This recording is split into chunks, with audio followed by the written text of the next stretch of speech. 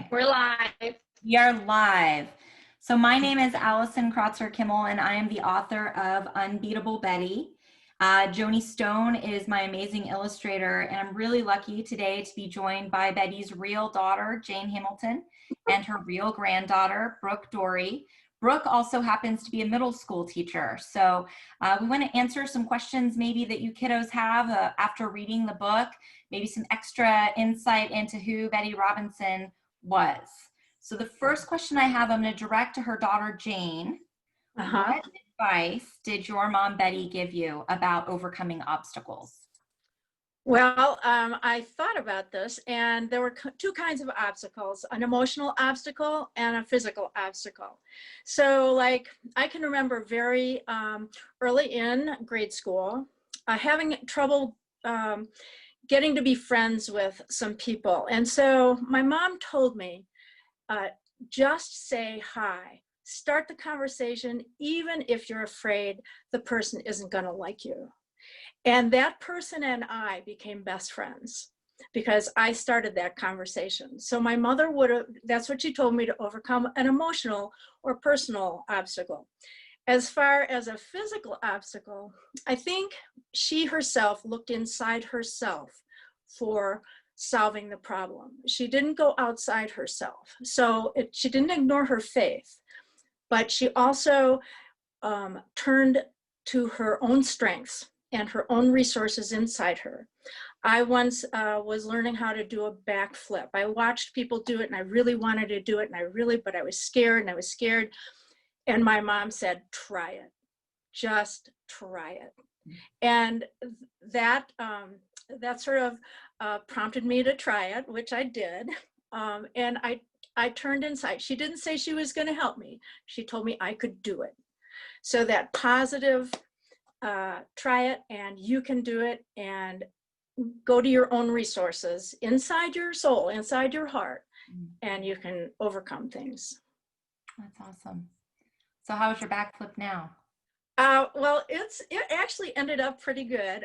I did learn a few things, and I learned them from my daughter, who was also a diver. Brook became a diver.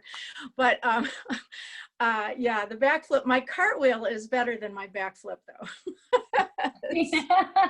Well, you've got me beat because I can't do either one. So that's a good segue actually to Brook. So Brook, what did your grandma tell you maybe different than what she would have told her daughter about overcoming obstacles? So I don't think she saw obstacles very often. I think when I talked to her about any kind of challenge I was having or something that was bothering me, she didn't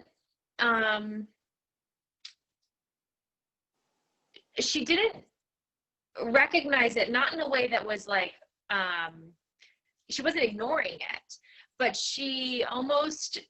there was like a confidence about her that whatever that obstacle was I was facing, I was going to get through. So it was almost like she, just in talking with her, she would validate that maybe something was hard, but I wasn't really always asking her for advice. It was almost like she was just giving me a mindset to stick to, and by the way that she talked to me, and it was always very positive and supportive, and it was like she knew I could do it. And so me knowing that she knew I could do it helped me get through it, whatever it was. But it was kind of crafty of her. I'm not really sure how she pulled that off. I can only hope that I do the same for my children, because I think it instilled something in me that I didn't know until maybe I even had my own kids. Mm-hmm. And thinking about obstacles, one of the things that a lot of readers have really kind of been inspired by in the book is the accident and overcoming that obstacle after the great obstacles that were put in front of her after the accident. So I'll ask you, Brook, first, and then we'll go to Jaine. Did she ever talk about her biplane accident at all with you? Not really. She talked about the Olympics, and she recognized it as something that happened to her, but I don't remember her talking in details about how she overcame things, or how she, you know, healed and came back to running, because it was a different time in her life. And so I heard more stories that were about her time with the team, and, you know, her racing for the train and kind of the startup of her career. I heard more of those stories than I did about, you know, tragedy. And I also think that has to do with my age. So, you know, I was in college when she passed away, so I'm still pretty young, and it was a pretty hefty. So I don't know if there was a time and place, you know, for that kind of story, but it was the other things that she spoke to me more about individually, and also, you know, talking to me about my own life going on, like what was going on in my life. She always wanted to know what was going on with us. And so that was an easy way of her to get out of talking about things that maybe had happened in her life. Right, right. Jaine, as her daughter, did she ever talk to you about the accident? Sure, she told me about, she had dimples in her knee from where a pin had been put in her knee to stabilize it. Part of the reason that her one leg was half an inch shorter was because of that operation and the pin.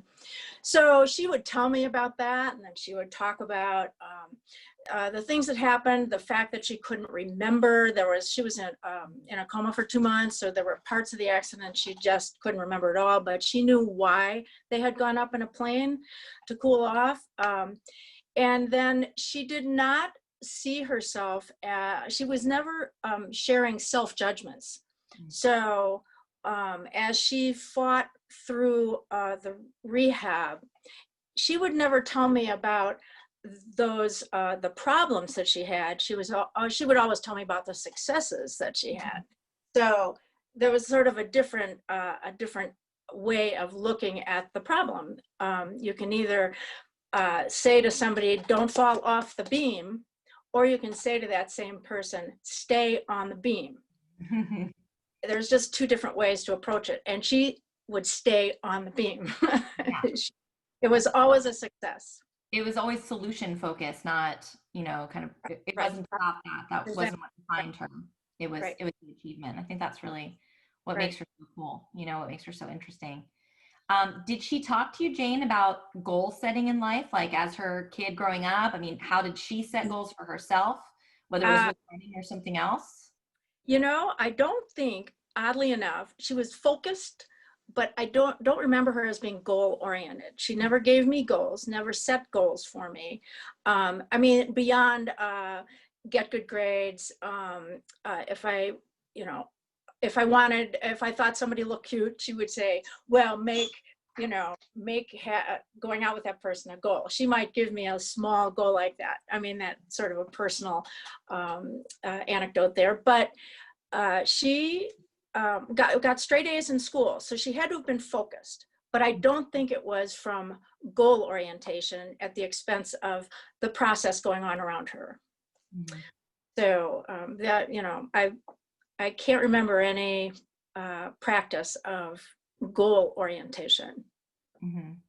Except for the, go ahead, Jaine. Yeah, no, except for the crossing that finish line, you know, if there was something ahead of her that she wanted to do, she was focused on it. I don't know, that's not quite the same as goal maybe, but her focus was tenacious. Yeah, that's really interesting. I'll talk to you about that resilience in a little bit. Okay. Brooke, did you have any conversations with her about goals, or when you found out about the Olympics and her great triumphs, did you ask her about, you know, how she did that step by step, or? So I don't think we had like funny goals, you know, that were like my mom was in a sorority and my grandmother was in the same sorority. And then as I went into college, I was gonna be in that sorority because it brought us together. So we had like funny things that we talked about that would bring us together, but she wasn't, she didn't ever ask me, you know, like, what's your plan? That was my grandfather. Like he wanted to know, like, you know, the big, like, so what are your plans? What are you going to do? you know, and that was also my dad. My mom, I think similar to my grandmother, and I have some of this as well. It was more about like, well, what are you gonna look at as you're on your way to your goal? Like, what's around you? Right. How can you make this work? You know? So, I think I saw that clearly in my grandmother and also in my mom. And it's unfortunate that I think there's a lot of this language around being goal oriented and that you can't be successful without it. And there is an appreciation for the process. And I try to work with kids a lot on, okay, if you don't know what you want to do as a major goal, like what's the next right thing? What can we look at just right now to take that next step forward? Because goals can be really far off. And I think that process of how you get there is really important and has a lot of value in it. And I think my grandmother also did the same. Let me say one other thing that prompted me to think about while Brooke was talking is resourcefulness. So you can have that process orientation and focus, but you're resourceful to draw in on all the things about you that will help you, you know, cross that finish line. And that resourcefulness has been passed on to all of my children. They are very, very resourceful when it comes to accomplishing goals. That's great. I was going to ask actually, so she didn't talk a lot about the accident. Did she talk about what it took to get over it after? I mean, when you saw the dimples in her knee or any of that, did she talk about what would have been her physical therapy at the time, or, you know, why she didn't give in? To me, she just talked about the difficult. She did say it was hard. She shared the fact that it was tough getting through the pain. She had a lot of pain that she had to deal with. She'd never took, she would take an Advil or one of the aspirin or something like that, but not opioids. So she didn't turn away from her pain in a manner to avoid it completely, but she did talk about it. And so her overcoming what she had to overcome to be in the 36 Olympics, she did share how difficult it was to get where she was. But she also shared that she had a lot of help. She didn't turn to people for assistance so much as she did their encouragement. She really appreciated it. So she knew how she had to turn it on within herself. I think, I think about my grandfather, and I think they were of the same generation. You like gut it out. Yes. Gut it out, kind of just a really sort of hard scrabble, get up and keep going. Yeah. That's probably what's really important about Betty's story is it's that resilience factor. Brooke, I wanted to jump to that, but I didn't want to jump past you. Did you have anything to add? Did she talk to you about her training or the aftermath or her rehabilitation after the accident? No, she didn't very much. I think I picked up from were bits and pieces of things along the way. And she was so grateful. And I just think about, as you're saying, like that generation just kind of gutting it out. And I think it was such a privilege to be a part of the Olympic team and to fulfill this dream, that those things, she was able to just push through those things because she was so grateful for having the opportunity to do that. And so I think we sometimes today especially lose sight of how big, like the Olympic stage it's not an easy place to be. It's not an easy thing to achieve. And so the goal of being back there was something that she wanted so badly because she knew that it wasn't something that a lot of people got. So it was kind of like, I'm going to push through this. This is what I imagine, right? It's like her saying, I'm going to push through this challenge and I'm going to push through this pain because I've been granted the ability to do so, by being here. I think also she recalled what the doctors had told her, you can't do this. And no matter what it took, she was going to do what somebody told her she couldn't do. So she was a little impertinent, but in a good kind of way. Right. You know? Yeah. I was thinking about, that gratitude really was a part of her success, and what a great idea that is for kids, that, gratitude and grace and just an appreciation for what you're able to do is a great part of being successful. Did she ever think of herself as differently abled because of her leg being shorter or anything like that? To me, no. Like I said, she never saw herself. She never spoke of self-judgments. If in order to see yourself as differently abled, you sort of have to judge something as different. And she just didn't place a judgment there. So the fact that she was able to do what she did eliminated the difference in the ableness. It's all about where she put the highlight, right? Where she put that emphasis. Yep. Still, I'm able to do it, right? Yep. Brooke, what about you? Did she ever address any of that, or? No, I think she was annoyed sometimes that like she walked with, she walked with a little bit of a limp, or I think she felt pain in her later years, and it was almost like she wanted to be there faster than she could get there. Like she still wanted to be the fastest. She still wanted to be there, and she just couldn't always. And I think that annoyed her. But she didn't talk about it very much. And when she could still be fast, whether it was with wit or whatever, the first one to tell a joke or the first one to do something, she was there. So I think there was some of that I saw, but not so much, her ever speaking about herself different from others. So a bit of competitiveness remained. I have to ask, did either of you ever rape her? No. That's funny. No, we bowled together and she beat me. But we didn't, I didn't race against her. She saw me, I think she saw me run at our schools when I was young, the contests we'd have on at our fairs, our school fairs. But yeah, never raced against her. I never raced against her, and she never encouraged us to race. No. Either. She never was like, you should go just have a teacher time you. So it's just to see. Like, maybe you're fast like me. Yeah. Never happened. I think you had told me before, she let you do what you wanted to do. She encouraged you to do what you wanted. Is that right, Brooke? Yeah. Yeah, she was always, she knew I loved gymnastics from a young age, and she just encouraged me there, and diving, and she loved the Olympics. I mean, she loved the sport, and so she encouraged me to do what I loved, and so that's what I did. But there are times where I just there's a little part of me that wishes she might have been like, hey, you should just try to run 100 yards and see what your time is. Yeah, who knows? Well, maybe the generation now of like her great grandchildren, maybe they're the next Olympians.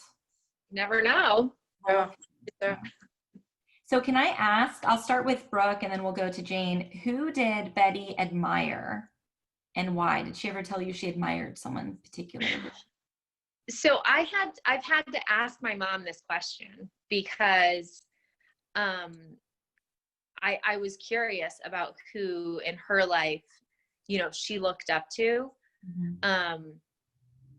Because growing up, it wasn't ever anything I asked her. And I think that was because in high school and college, I don't know if kids nowadays, but I was never like, so grandma, who's your, who do you look up to? And so I had to ask my mom that. So I should just let her answer it because she's better at doing that than have me speaking for her. Okay. Go ahead. Well, I know she really admired her dad, who passed away when I was fairly young, but she would speak about her dad. She had a sister, so her Aunt Jaine was probably her hero because of Jaine's compassion. Oh, let me do that. Are you still there? Because of Jaine's compassion My battery is just low. So she spoke of Jaine in a great deal, admirably. Like that was the person she admired. And then as she got older, people that she admired who were then, when I was growing up, were people like Betty White. I mean, people who were animal activists and wanted people to be treated fairly and to treat the whoever you were treated fairly with respect. So she admired all those people that were able to display that kind of caring about people and their situations. But her dad and her sister, I think, were her biggest role models for her. So. And so I wonder what it would be like to be the kind of it girl and then have to adjust to working on a team. I think that's one of my favorite parts of her story, is that, you know, she was it, and then she had to become part of a relay team to get that gold again. Did she ever share with either of you thoughts of having to join the relay team, how that might have been different from her first stand on the Olympic podium with gold, or how to be a good team member? We'll go with maybe Brooke first. Yeah, go with Brooke first. Thanks. So I think I know the second medal, the 36 medal. She spoke about it a little differently. I think, you know, it was sweeter to her. It meant more to her. In the fact that, like, she had overcome such obstacles to get back to that podium or back to the Olympics. And I think the team aspect of that was part of it as well.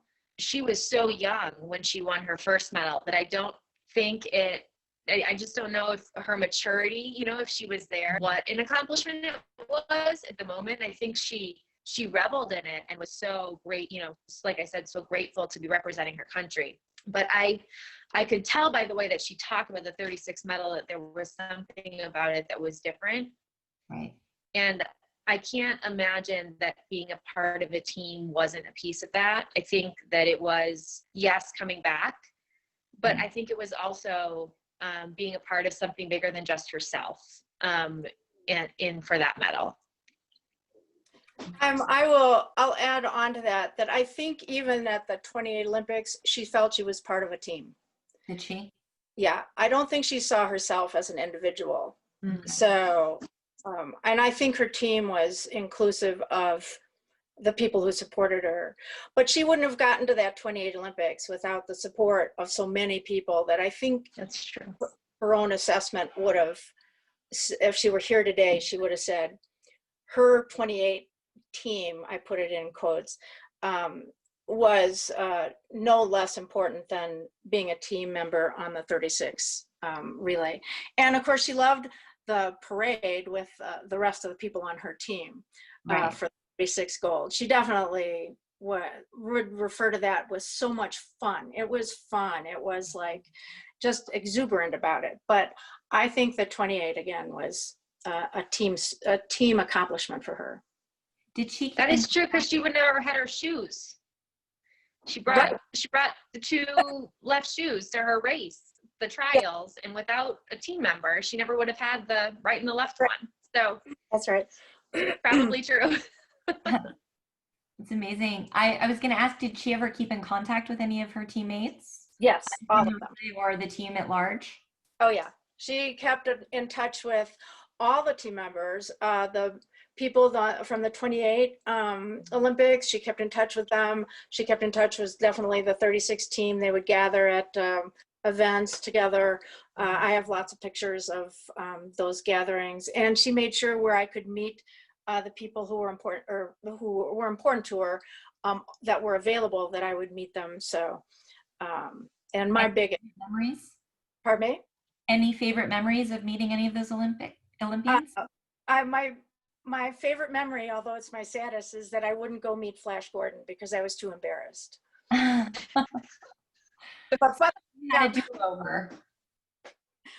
Buster Crabbe was, a swimmer in the the Olympics with my mom. So, and Tarzan, Johnny Weissmuller, but him I got to meet, and Jesse Owens I got to meet. That was, a huge friendship with her. But that was my, I was crying when I was so embarrassed I wouldn't go say hi to Flash Gordon. Oh, well, you got to meet Jesse Owens, and that's pretty Yeah. amazing. And Tarzan, so, I mean. Really. So can I ask, what did she say about perseverance ever, or resilience? Even if it wasn't associated with her accident or athletics, is there any kind of nugget of wisdom that either of you can kind of think about that she might have said, or something you think she believed about resilience and being courageous or persevering? Perseverance was probably one of her favorite words. I will tell you that. And I watched it in my daughter. My daughter was a great gymnast, but taller than a lot of the gymnasts, and took her a little longer to accomplish amazing feats, but because of her height, I think. She persevered through so much. Brooke definitely shared and embodied that perseverance that was in my mom. But yeah, that was her one of her favorite words. Go ahead, Brooke. Tell them about Brooke got the Perseverance Award, by the way. Oh, did she? Oh, I did. I forgot about that. From her high school. Yep. She overcame so much, and she just stuck with it. I bet that made your grandma proud. Oh, yeah. Thanks, Mom. Well, sure. I'm trying to think. I wish that there was like a rhyme or something that she used, to share with people. But it wasn't so much like that. I think she just constantly reminded me that I was capable of doing things, that we all were. And I think because of that, I've come up with my own little things that I use to remind myself of her. And I've said before, I use kind of, if she can, I can. And I just try to remember that, when things are challenging, because she didn't have to say the words. It was more just about how she lived and what she did that I think has stuck with me. And watching her walk the torch at such a, at an age where where she moved slowly down the steps of her apartment, but I watched her walk the Olympic torch through a part of Denver without, angry that anyone was going to help her. I mean, so that takes such perseverance and such resilience. So it was really in her actions, I think, more than, phrases or mottos that she passed on. Well, and maybe you've just given the students who read the book the mantra, if she can, I can. I think that's kind of beautiful. Yeah. I mean, that's perfect. Thanks. You're welcome. So I wanted to ask what you both think, and I'll let whoever wants to go first, but what do you think Betty would think about seeing, herself in a picture book? Joni Stone's beautiful illustrations were just so cute, so adorable. What would Betty say if she saw this book, on a bookshelf somewhere, or in a library, or in a kid's hand? What do you think she would think? I think she'd see the book and she'd go, "Oh, look, that looks like me." I was going to say the same thing. Oh, that's me. Yeah. Yeah, truly, that's how she would react. And yeah, she'd be very excited. Is there something I think she would. Oh, go ahead. Find out that. I was just going to say, I think she would used to say duck bumps. She would get goosebumps or duck bumps in her words, so excited to see that, she's on a book. And I think, knowing that her story might lift someone else up and might pass on that perseverance. And I think that she would be so thrilled. It would make her so happy. That's awesome. I wonder, what she might tell kids, or is there anything you think she would want them to know that wasn't in the book or in addition to the book or elaborating on something in the book? How curious she stayed throughout her life. Mhm. Always curious about so many things, and if she could do it and give it a try. Yeah, just she would say that personally to every single kid. Yeah, give it a try. She's a champion Yes. for her life, right? Till the very end. Yeah, seize opportunities. Like when something comes your way, take that chance and try it. And I think that was how she got to where she was all the time. Yeah, it's very So true. I just want to tell you both, thank you so much. Is there anything that you want to add to the kids who are watching this, the teachers who are watching this with their classes, the parents maybe watching it with their own children, about your mom, Betty, about your grandma, Betty, that you want us to know or remember or think of when we think of her? No, I hope it prompts kids to come up with an area of sports, hopefully sports, that they would like to give a try. It might not be running. It might be just hopscotch. It could be anything. It could be any kind of sports. But she would want them to give something a try and not be afraid. That's awesome. Brooke, did you have anything you wanted to add? I think she would just say go after whatever it is that makes you feel joy, and not to forget to be grateful for the opportunities that you get along the way, and to thank the people that help you get there, because she was always, like I said, so grateful to be where she was. And she kept in touch with her high school coach until he passed away. So she didn't forget those bonds with people. And I think that you can what you can, and don't forget the people that help you along the way. Allison, I think too, I sort of forget to say this, but I think she was an ambassador for fairness. I think that she would want kids to know that too, that be fair to your teammates. Even if somebody beats you, be fair to them, congratulate them. That respect and that fairness was a huge part of her life. The quality of good sportsmanship. Yeah. Absolutely. Well, thank you, ladies, so much. Thank you for sharing a little bit more about Betty with all of us. I really, really appreciate it. If you are interested in learning more about Betty Robinson, you can go to traincatcher.org. Is that right, Brooke? And learn a little bit more. Traincatchersfoundation.org. I'm sorry. And,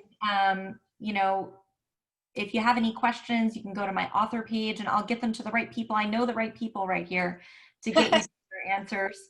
So you can go to AllisonCrotzerKimmel.com as well.